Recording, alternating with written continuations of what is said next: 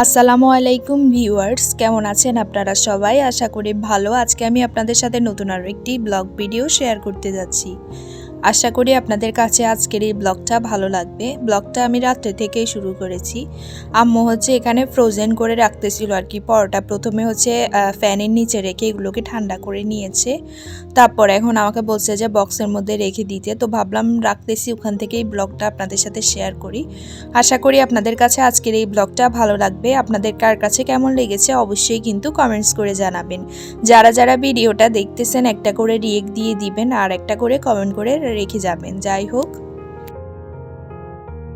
আচ্ছা, আমার ভিডিওগুলো আপনাদের কার কাছে কেমন লাগে একটু কমেন্ট করে জানাবেন। তো আমি কি টাইপের ভিডিও দিলে আপনাদের কাছে ভালো লাগে সেটাও জানাবেন। আমাদের ভিডিওগুলো ভাইরাল হয় না কেন জানেন? আমরা ন্যাকামো করে কথা বলতে পারি না, তো ওই জন্য। আমরা যদি সবার মতো একটু ন্যাকামো করে কথা বলতাম ভিডিওটা কিন্তু ভাইরাল হয়ে যেত। যাই হোক, ভালো মানুষের দাম নেই, কথা যাচ্ছে না, এরকম আর কি। এত কষ্ট করে ভিডিও এডিট দিতেছি একমাত্র ন্যাকামো করতে পারি না বলে ভিডিও ভাইরাল হয় না। যাই হোক, একটু মজা করলাম।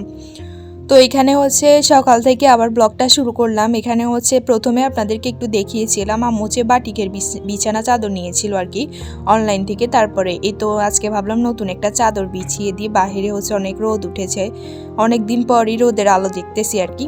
যাই হোক, এরপর আম্মু এখানে খোলা যা পিঠা, মানে খোলা যা না, তাপা যা পিঠা বলতে পারেন, কারণ তাপার মধ্যেই বানিয়েছে।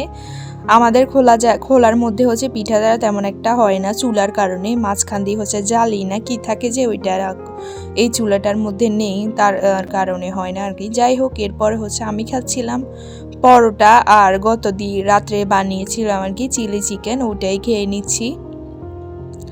তারপরে এখানে আম্মুরা খোলা যা পিঠা খেয়েছিল, আমি পরোটা আর চিলি চিকেন খেয়েছি। যাই হোক, এরপরে নাস্তা শেষ করে এক কাপ চা নিয়ে একটু দাঁড়িয়ে আছিলাম বারান্দার মধ্যে। এরপর এখন বিকাল থেকে আবার শেয়ার করতেছি, আইসক্রিম নিয়ে আসছে। আর আমার মতো কার কার সেম অবস্থা, মানে শীতকাল হোক গরমকাল হোক বাহিরে বৃষ্টি হোক, তারপরও কিন্তু আইসক্রিম খেতেই হবে, তাই না? আচ্ছা, আজকের ব্লগে যদি কোনো কিছু ভুল ত্রুটি করে থাকি অবশ্যই কিন্তু ক্ষমা সুন্দর দৃষ্টিতে দেখবেন, ঠিক আছে? আচ্ছা, এখান থেকে কিছু অনলাইন থেকে অর্ডার দিয়েছিলাম আর কি, কেকের কিছু বেকিংয়ের জিনিস। তো ভাবলাম ওগুলো আজকে আপনাদের সাথে একটু শেয়ার করি।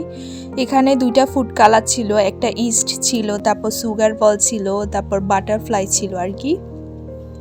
তারপর কেকের একটা বোর্ড ছিল, কোকো পাউডার ছিল, আর ছিল ক্রিম।